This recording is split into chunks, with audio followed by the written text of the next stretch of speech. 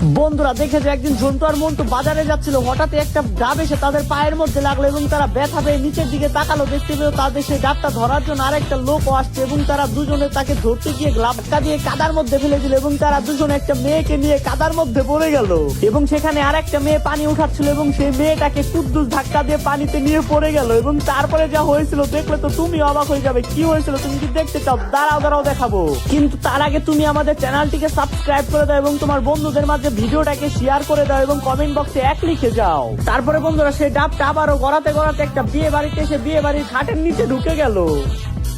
দাঁড়াও বন্ধুরা দেখেছো একদিন কুদ্দুস রাগান্বিত হয়ে তার অ্যাসিস্ট্যান্টকে বলে বের কর। তারপর তার অ্যাসিস্ট্যান্ট বিশাল বড় একটা মাছ বের করলো। তারপরে কুদ্দুস বললো কি তুই এই মাছটা নিয়ে আমার মুখের চোয়ালের মধ্যে একটা ঠাস করে বাড়ি মারে এবং তার অ্যাসিস্ট্যান্ট সাথে সাথে তার মুখের চোয়ালের মধ্যে একটা বাড়ি মেরে দিল এবং তারপরে তার সাথে যা হয়েছিল দেখলে তো তুমি অবাক হয়ে যাবে।